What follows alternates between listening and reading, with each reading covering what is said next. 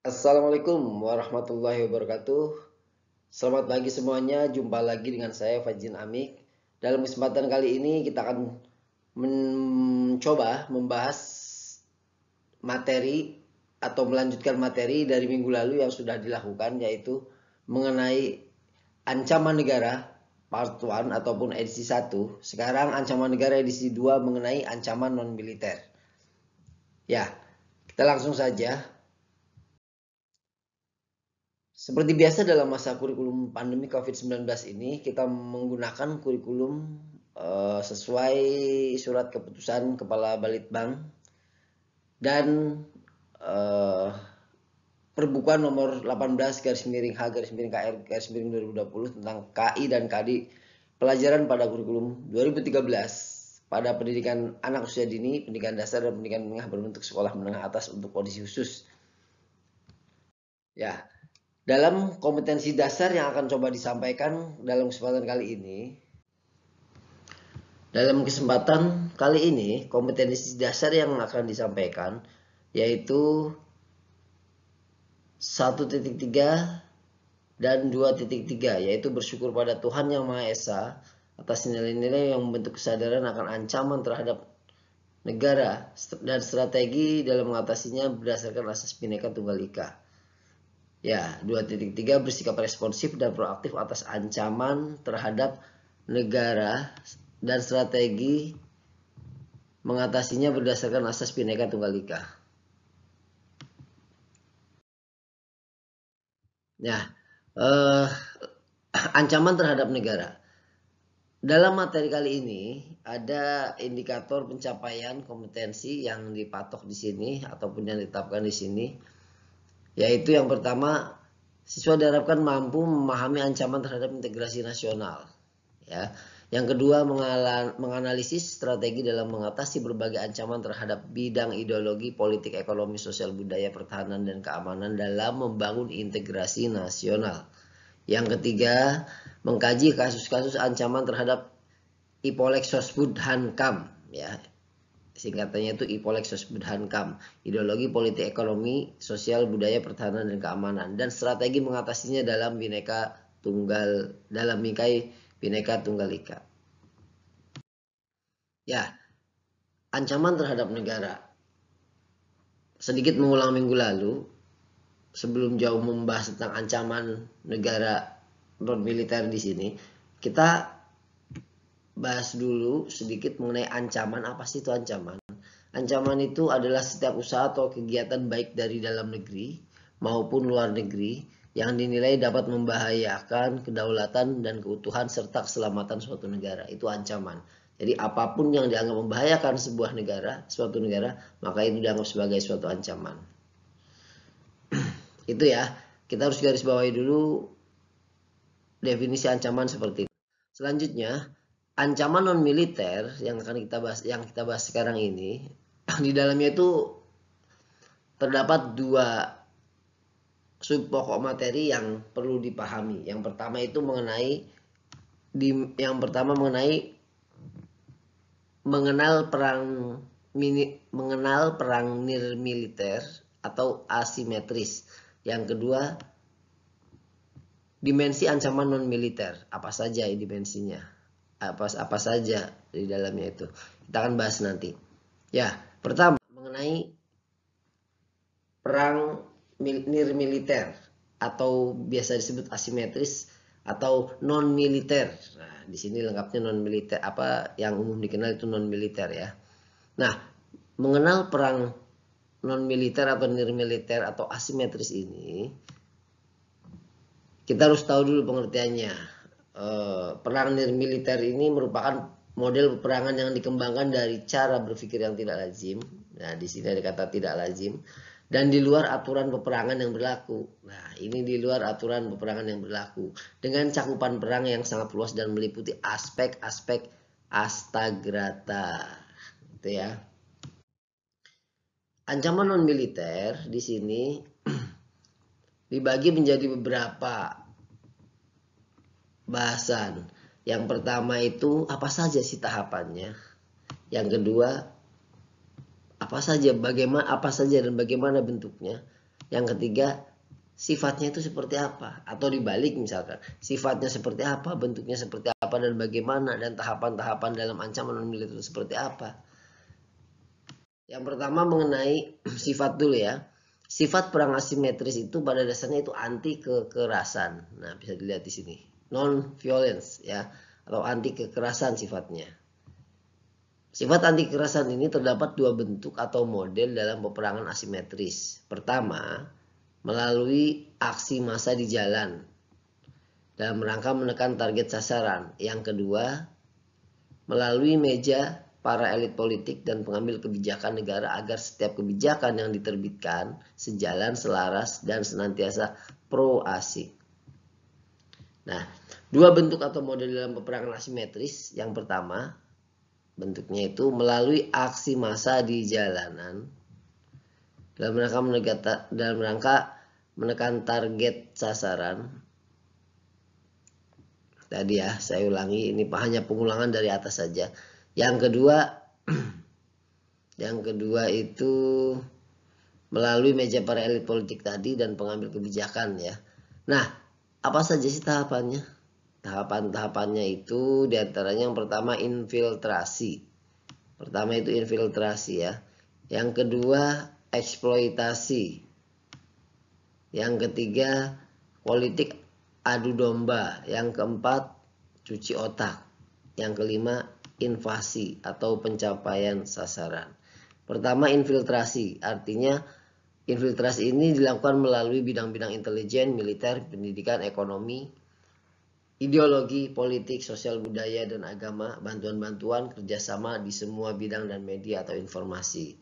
Sementara eksploitasi, melakukan eksploitasi dengan melemahkan dan menguasai bidang-bidang intelijen, angkatan bersenjata, ekonomi, politik, budaya, ideologi, di mana semua ini adalah titik berat kekuatan sebuah negara. Politik adu domba. Politik adu domba ini menjalankan strategi seperti zaman dahulu kala. Bagaimana kita diadu domba oleh kolonial Belanda, Hindia Belanda dulu, supaya kita tidak bisa merdeka. Nah, di sini juga sama.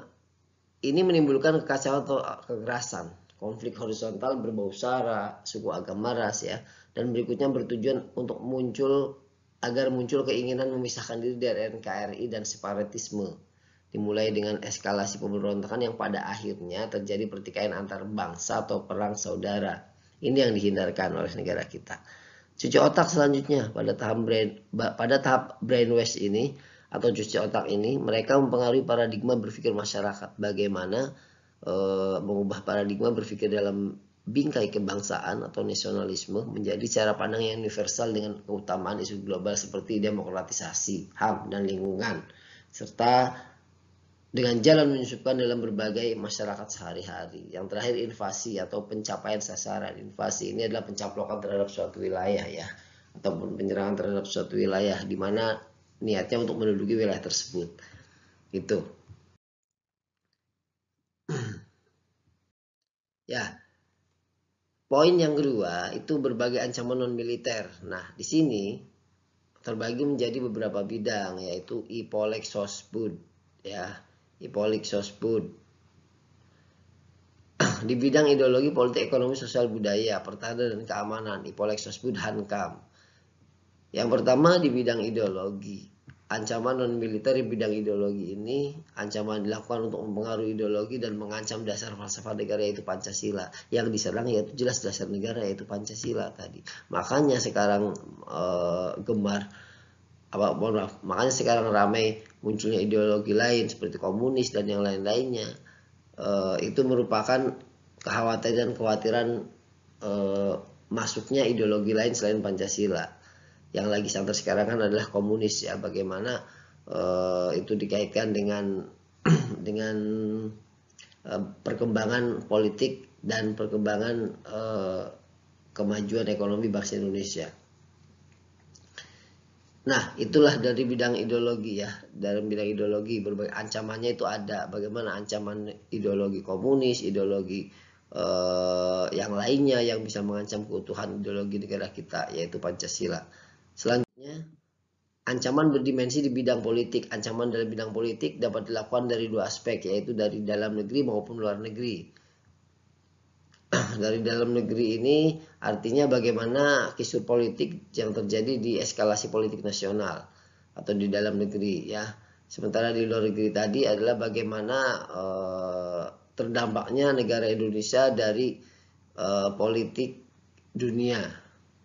Misalkan ada konflik antara negara-negara yang sedang bekerja sama dengan kita misalkan.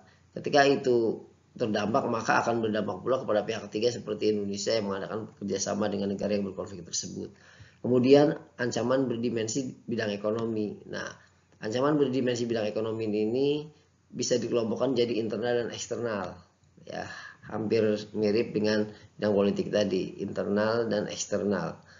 Internal itu dari dalam bangsa ini sendiri, eksternal dari luar, misalkan krisis moneter sedunia atau dampak COVID-19 sekarang ini menyebabkan bagaimana itu berdampak mengancam keutuhan ekonomi bangsa Indonesia.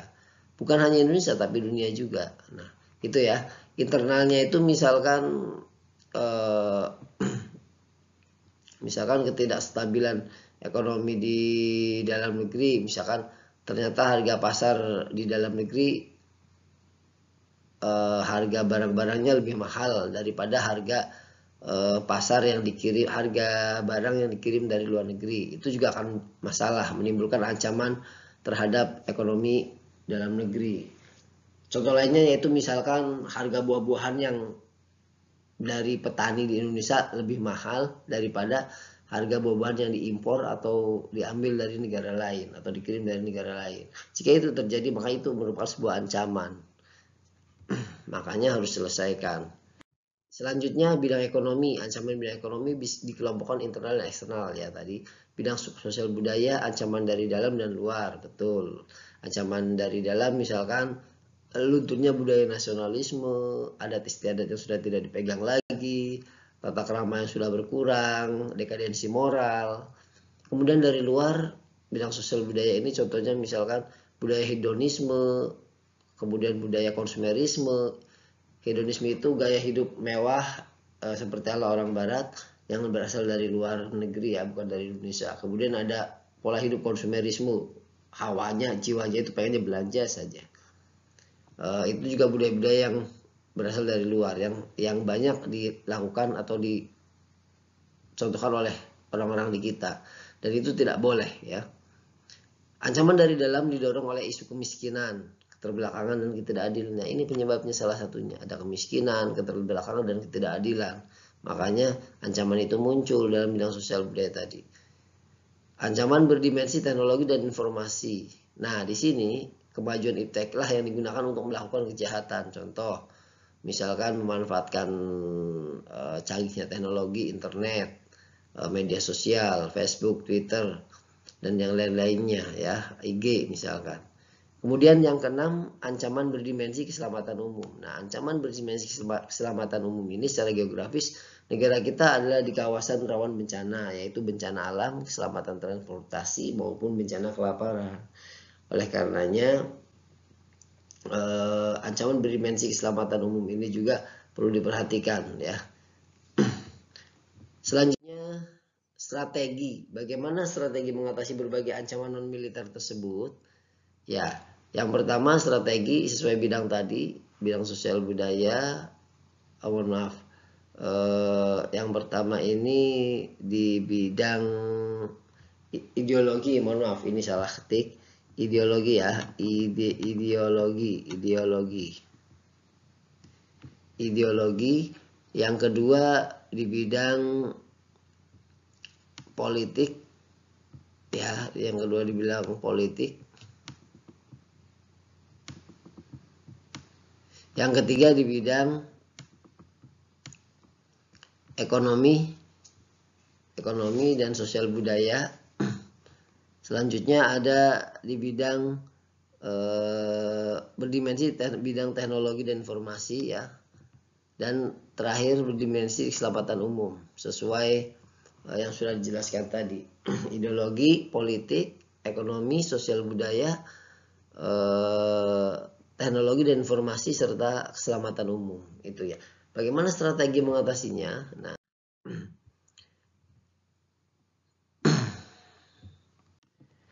strategi mengatasi ancaman-ancaman di atas disesuaikan dengan berbagai bidang yang ada di dalamnya, dan disesuaikan juga dengan masalah apa saja yang terjadi di dalamnya. Ya,